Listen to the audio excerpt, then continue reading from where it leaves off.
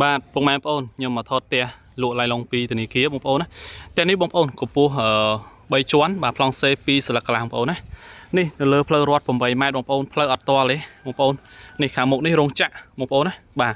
ក្នុងនេះក៏រោងចក្ររបស់គេដែរបងប្អូននេះលបងរោងចក្រនេះខាងនេះក៏រោងចក្រដែរផ្ទះនេះបងប្អូនយើងចុះមកពីផ្លូវកវ៉ាត់ក្រុងទី3បាទនៅ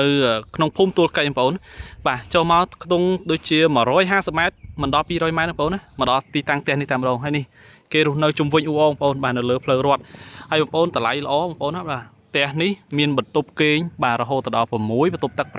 7សាច់ដីបាទ5គុណនឹង19.40បាទហើយសាច់ផ្ទះរបស់គាត់គឺ4ម៉ែត្រកន្លះបាទ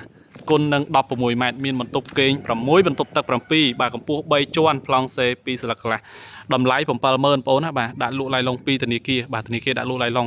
តែនេះបើមិនមែនឡាយឡុងទេបងប្អូនណាបាទតែនេះចូល12 130000បងប្អូនបាទតែនេះហើយបងប្អូនអាចកម្ចីជាមួយធនាគារបង់មួយខែត្រឹមតែ$378ប៉ុណ្ណោះបាទជាមួយនឹងខាងធនាគារអញ្ចឹងបងប្អូនចាប់អារម្មណ៍បាទតាក់ទងមកឥឡូវមកបងប្អូនណាបាទទីតាំងស្ថិតនៅភូមិទួលកៃសង្កាត់ភ្លើងឆេរ៉ូតេសបាទខណ្ឌកបូររាជធានីភ្នំពេញបងប្អូនណាមកពីផ្លូវកវ៉ាត់ក្រុងទី3 150ម៉ែត្រទេបងប្អូនមកដល់ទីតាំងផ្ទះនេះតែម្ដងហើយមានរោងចក្រមានអីជុំវិញអ៊ូអតែម្ដងបងប្អូនណាបាទតំបន់នេះគឺអត់ស្ងាត់ទេបាទមានរោងចក្របងប្អូនអាចទិញទៅអាចឆ្នៃធ្វើបន្ទប់ជួលខាងលើបានបងប្អូនណាបាទនៅខាងលើនោះបាទធំទូលាយបងប្អូនណាបាទផ្ទះកម្ពស់ណាកម្ពស់ណីបងប្អូនបាទចក្រឹងតែម្ដងណាបាទអរគុណបងប្អូនបាទសូមជួយ share ម្នាក់មួយម្នាក់ពីរផងបាទសម្រាប់អចលអ្នកទ្របឡាយឡុងបងប្អូនអាចjoin នៅក្នុង group Telegram របស់ខ្ញុំបានហើយបងប្អូនដែលចង់បានទ្របឡាយឡុងពីធនាគារល្អៗបាទកុំភ្លេចតាក់ទងមកខ្ញុំបាទតាមលេខទូរស័ព្ទក៏ដូចជា Telegram របស់ខ្ញុំបាទមានលក់អចលអ្នកទ្របឡាយឡុងពីធនាគារតម្លៃធូរថ្លៃក្រោមទីផ្សារបាទធនាគារលក់តែ